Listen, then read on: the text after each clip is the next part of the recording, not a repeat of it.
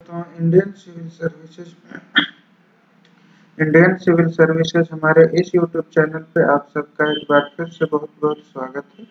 दोस्तों, जैसा कि आप सब जानते हैं, हम आप सबके लिए प्रतिदिन IAS, PCS, SSC, bank, railway व अन्य कॉम्पिटिटिव एग्जाम्स के लिए स्टडी मटेरियल लेकर हाजिर होते रहते हैं।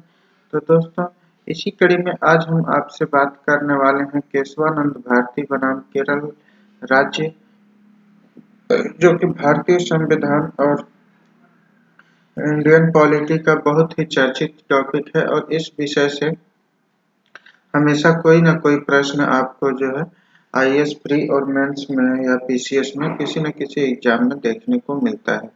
तो दोस्तों, आज का ये टॉपिक शुरू करने से पहले हमारा आपसे एक बार फिर से निवेदन है कि आप हमारे चैनल को सब्सक्राइब कर लीजिए और बेल के निशान को दबा दीजिए, ताकि हमारी आने वाली हर वीडियो का बेल नोटिफिकेशन आपको तुरंत मिल सके और आप हमारी वीडियो सबसे पहले देख सकें। तो अब दोस्तों, आपका ज़्यादा समय न लेते हुए चलिए वीडियो को शुरू करते हैं। देखिए, सबसे पहले हम बात करते हैं कि चर्चा में क्यों है केशवानंद भारती बनाम केरल राज्य मामला जो है चर्चा में क्यों है। देखिए, इसमें सबसे पहला और महत्वपूर्ण बिंदु है कि सर्वोच्च न्यायालय ने 47 वर्ष पूर्व केशवानंद भारती बनाम केरल राज्य 24 अप्रैल 1973 मामले में संविधान की आधारभूत संरचना, जिसे बेसिक स्ट्रक्चर कहा जाता है, का ऐतिहासिक सिद्धांत दिया था।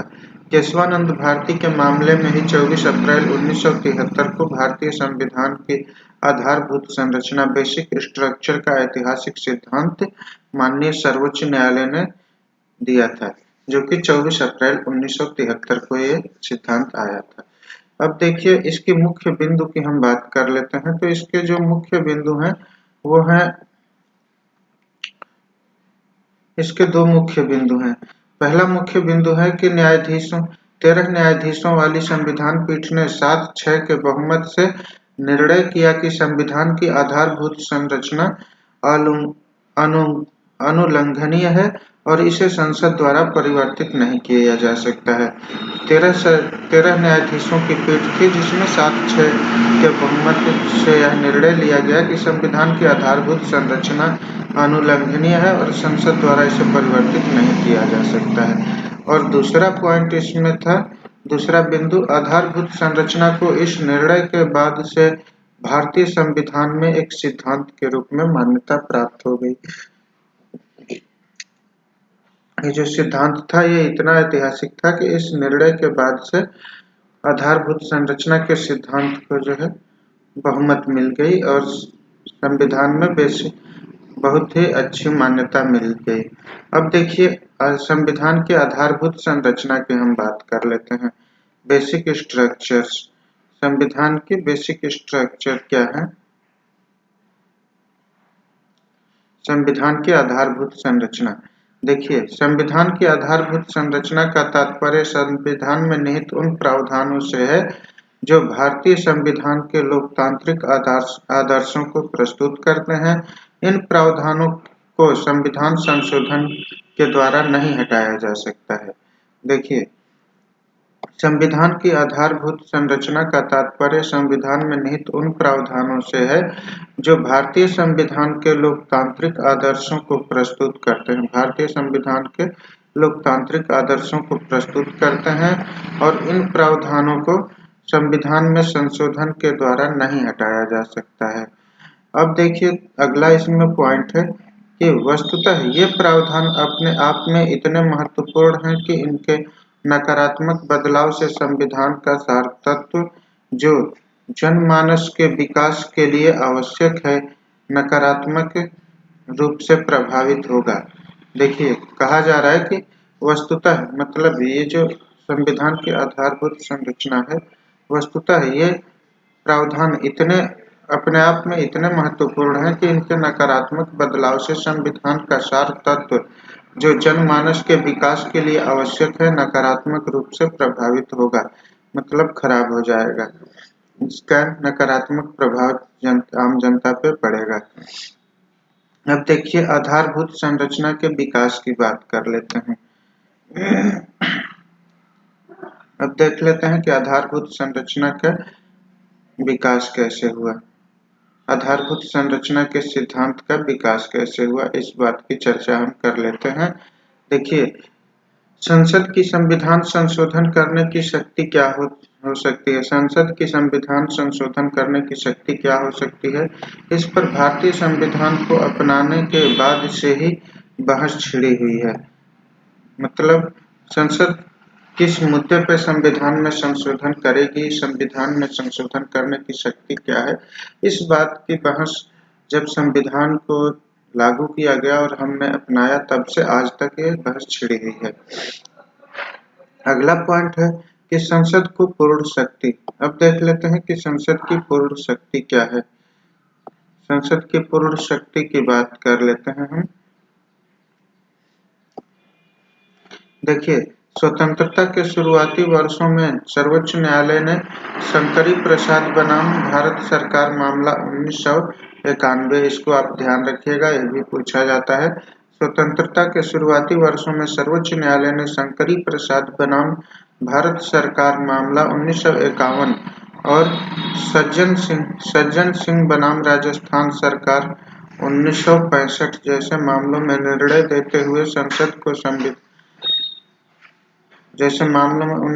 सज्जन सिंह बनाम राजस्थान सरकार मामला 1965 और शंकरी प्रसाद बनाम भारत सरकार मामला 1951 जैसे मामलों में निर्णय देते हुए संसद को संविधान में संशोधन करने की शक्ति प्रदान की गई। संविधान में संशोधन करने की शक्ति संसद को प्रदान की गई। शंकरी प्रसाद बनाम भारत सरकार मामला 1951 और सज्जन सिंह बनाम राजस्थान सरकार मामला 1965, इन दोनों मामलों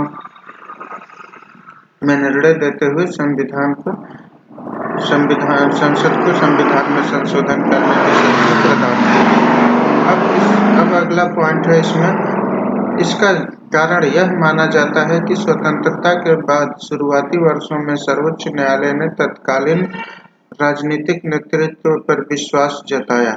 देखिए, इसका कारण यह माना जाता है कि स्वतंत्रता के बाद शुरुआती वर्षों में सर्वोच्च न्यायालय ने तत्कालीन राजनीतिक नेतृत्व पर विश्वास जताया, क्योंकि उस समय प्रमुख स्वतंत्रता सेनानी संसद सदस्यों के रूप में सेवा कर रहे थे। देखिए, ये अति महत्वपूर्ण पॉइंट है, इसको आप ध्यान में रखेंगे कि इसका कारण यह माना जाता है, मतलब यह प्रथम बिंदु के सापेक्ष में बात की जा रही है कि संसद को जो है संविधान में संशोधन करने का शक्ति क्यों प्रदान की गई। तो इसका कारण यह माना जाता है कि स्वतंत्रता के बाद शुरुआती वर्षों में सर्वोच्च न्यायालय ने तत्कालीन राजनीतिक नेतृत्व पर विश्वास जताया, क्योंकि उस समय प्रमुख स्वतंत्रता सेनानी संसद सदस्यों के रूप में सेवा कर रहे थे। इसलिए सर्वोच्च न्यायालय ने उन पर भरोसा जताया और संसद को जो है संविधान में संशोधन करने की शक्ति प्रदान कर दी। अब बात कर लेते हैं मौलिक अधिकारों में संशोधन। मौलिक अधिकारों में संशोधन नहीं, इस मैटर पे हम बात कर लेते हैं कि मौलिक अधिकारों में संशोधन क्यों नहीं हो सकता है। देखिए, मौलिक अधिकारों में संशोधन नहीं, जब सत्तारूढ़ सरकारों ने अपने राजनीतिक हितों के लिए जब सत्तारूढ़ सरकारों ने अपने राजनीतिक हितों के लिए संविधान में संशोधन करना चाहा, तब गोलकनाथ बनाम पंजाब सरकार 1965 मामले में सर्वोच्च न्यायालय ने कहा कि अनुच्छेद 368 के अधीन मौलिक अधिकारों को समाप्त या सीमित करने की शक्ति रखती है। देखिए, जब सत्तारूढ़ सरकारों ने अपने राजनीतिक हितों के लिए संविधान में संशोधन करना चाहा, तब गोलकनाथ बनाम पंजाब सरकार 1967 मामले में सर्वोच्च न्यायालय ने कहा कि संसद अनुच्छेद 368 के अधीन मौलिक अधिकारों को समाप्त या सीमित करने की शक्ति रखती है। संसद और न्यायपालिका के बीच टकराव, इस मैटर को हम देख लेते हैं। इस पॉइंट की बात कर लेते हैं कि संसद और न्यायपालिका के बीच टकराव कैसे हो, किस मुद्दे पे है। देखिए, 1970 के दशक की शुरुआत 1970 के दशक की शुरुआत में तत्कालीन सरकार द्वारा आर.सी. कपूर बनाम भारतीय संघ 1970, मदन राव सिंधिया बनाम भारत संघ 1970 आदि मामलों में सर्वोच्च न्यायालय द्वारा दिए गए निर्णयों को बदलने के लिए संविधान 24, 25 और 26वें और 29वें में व्यापक संशोधन किए गए। देखिए, 1970 के दशक की शुरुआत में तत्कालीन सरकार द्वारा आर.सी. कपूर बनाम भारतीय संघ 1970, मदन राव सिंधिया बनाम भारत संघ 1970 आदि मामलों में सर्वोच्च न्यायालय द्वारा दिए गए निर्णयों को बदलने के लिए संविधान 24, 25, 26 और 29वें में व्यापक संशोधन किए गए। अब दूसरा पॉइंट देख लेते हैं।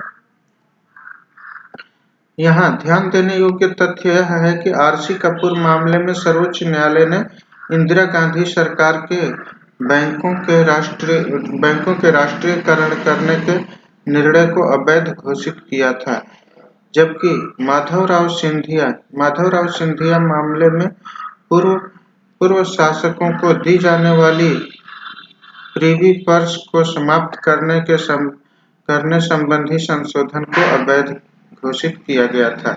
देखिए, यहाँ ध्यान देने योग्य तथ्य यह है कि आर.सी. कपूर मामले में सर्वोच्च न्यायालय ने इंदिरा गांधी सरकार के बैंकों के राष्ट्रीयकरण मामले के निर्णय को अवैध घोषित किया था, जबकि माधवराव सिंधिया मामले में पूर्व शासकों को दी जाने वाली प्रीवी पर्स को समाप्त करने संबंधी संशोधन को अवैध घोषित किया गया था।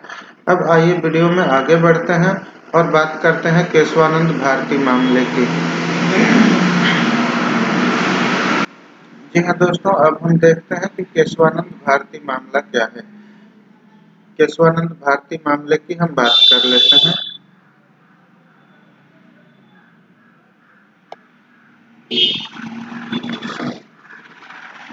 देखिए, 24, 25, 26 और 29वें संविधान संशोधन तथा गोलकनाथ मामले के निर्णय को केशवानंद भारती मामले में चुनौती दी गई। देखिए, जो ऊपर 24, 25, 26 और 29वें संविधान संशोधनों तथा गोलकनाथ मामले की बात ऊपर की गई थी, उन्हीं के मद्देनजर ये बात की जा रही है कि 24, 25, 26 और 29वें संविधान संशोधनों तथा गोलकनाथ मामले के निर्णय को केशवानंद भारती मामले में चुनौती दी गई। देखिए, चूंकि गोलकनाथ मामले का निर्णय 11 न्यायाधीशों द्वारा किया गया था, इसलिए इस मामले में सुनवाई के लिए एक बड़ी पीठ की आवश्यकता थी और इस प्रकार केशवानंद मामले में 13 न्यायाधीशों की पीठ का गठन किया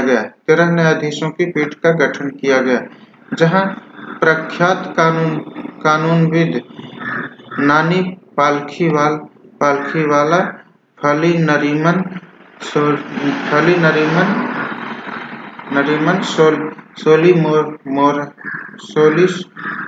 सोराबजी आदि ने सरकार के खिलाफ मामला प्रस्तुत किया।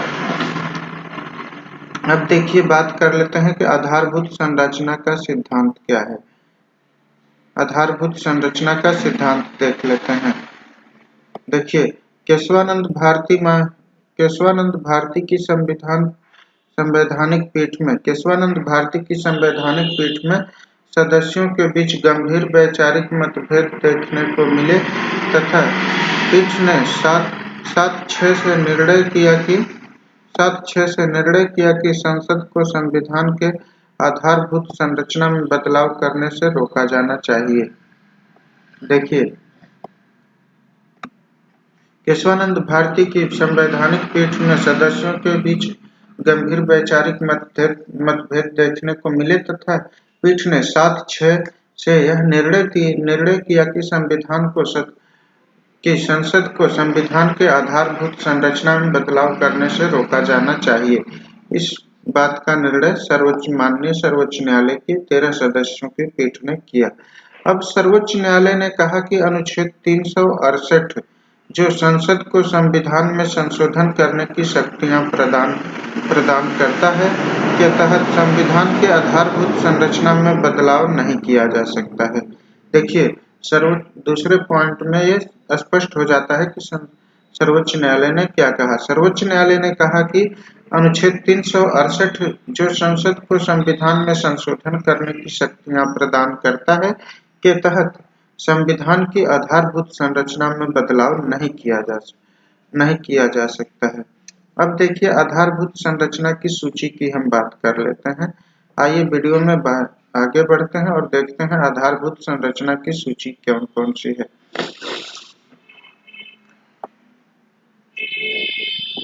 देखिए, यद्यपि सर्वोच्च न्यायालय ने आधारभूत संरचना को परिभाषित नहीं किया, परंतु संविधान की कुछ विशेषताओं को आधारभूत संरचना के रूप में निर्धारित किया है, यथा संघवाद, पंथनिरपेक्षता, लोकतंत्र आदि। तब से अदालत ने इस सूची का निरंतर विस्तार किया है। देखिए, यद्यपि सर्वोच्च न्यायालय ने आधारभूत संरचना को परिभाषित नहीं किया, परंतु संविधान की कुछ विशेषताओं को आधारभूत संरचना के रूप में निर्धारित किया है, यथा मतलब जैसे संघवाद, पंथनिरपेक्षता, लोकतंत्र आदि। तब से अदालत ने इस सूची का निरंतर विस्तार किया है। अब आइए वीडियो में आगे बढ़ते हैं और देखते हैं इस सूची में आगे क्या है। देखिए, अगला पॉइंट है निम्नलिखित को सर्वोच्च न्यायालय ने आधारभूत संरचना के रूप में सूचीबद्ध किया है। निम्नलिखित को सर्वोच्च न्यायालय ने आधारभूत संरचना के रूप में सूचीबद्ध किया है। ये क्या है? तो देखिए, यह है संविधान की सर्वोच्चता, कानून का शासन, न्यायपालिका की स्वतंत्रता, शक्तियों के पृथक्करण का सिद्धांत, संघवाद, पंथनिरपेक्षता, संप्रभु लोकतांत्रिक गणराज्य, संसदीय प्रणाली, स्वतंत्र और निष्पक्ष चुनाव और कल्याणकारी राज्य। देखिए,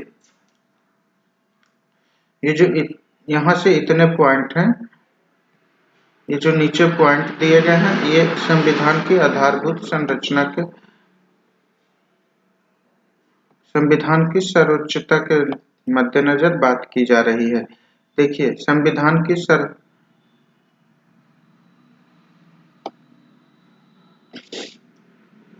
सर्वोच्च न्यायालय ने आधारभूत संरचना के रूप में इन पॉइंटों को सूचीबद्ध किया। पहला पॉइंट है संविधान की सर्वोच्चता, दूसरा है कानून का शासन, तीसरा है न्यायपालिका की स्वतंत्रता, चौथा है शक्तियों के पृथक्करण का सिद्धांत और अगला पॉइंट है संघवाद, अगला पॉइंट है धर्मनिरपेक्षता, संप्रभु लोकतांत्रिक गणराज्य, संसदीय प्रणाली, स्वतंत्र और निष्पक्ष चुनाव और कल्याणकारी राज्य।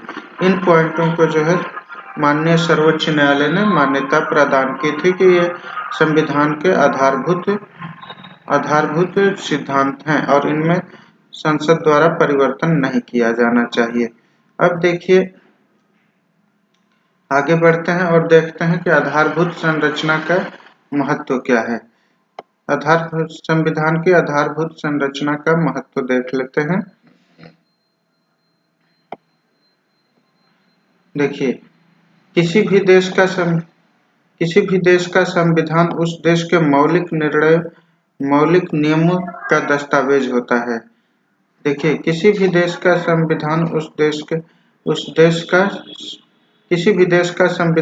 देश के मौलिक नियमों का दस्तावेज होता है।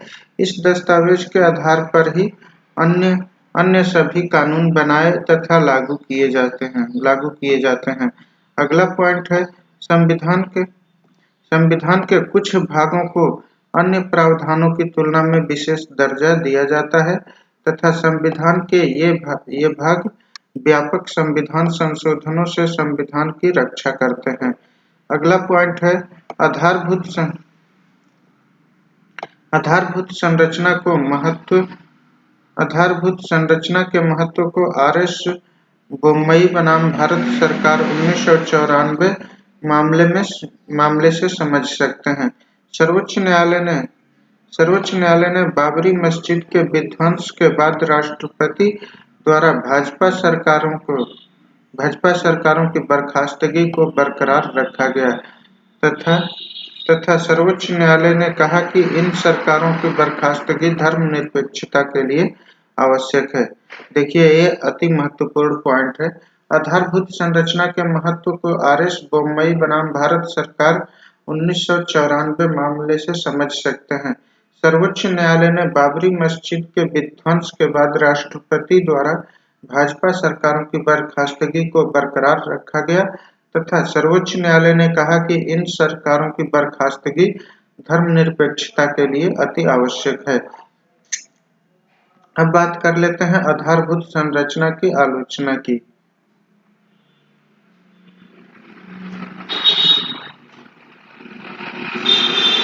आइए वीडियो में आगे बढ़ते हैं और देखते हैं आधारभूत संरचना की आलोचना क्या है। देखिए, आलोचकों ने इस सिद्धांत को अलोकतांत्रिक कहा है क्योंकि न्यायाधीश जो चुने हुए प्रतिनिधि नहीं हैं, संसद द्वारा पारित किए गए संविधान संशोधन को अवैध घोषित करके न्यायिक अतिक्रमण करते हैं, जबकि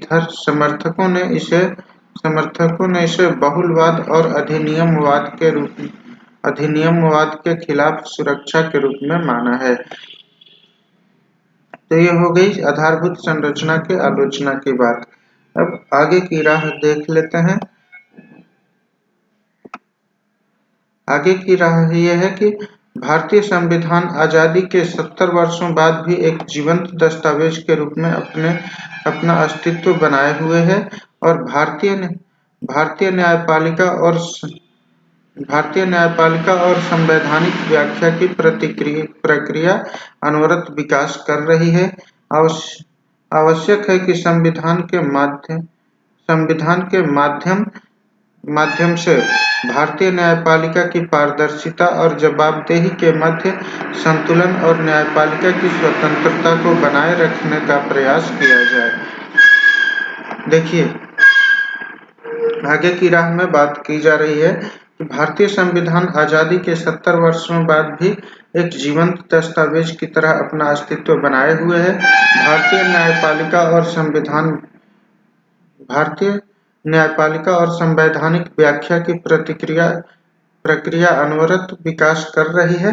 आवश्यक है कि संविधान के माध्यम से भारतीय न्यायपालिका की पारदर्शिता और जवाबदेही के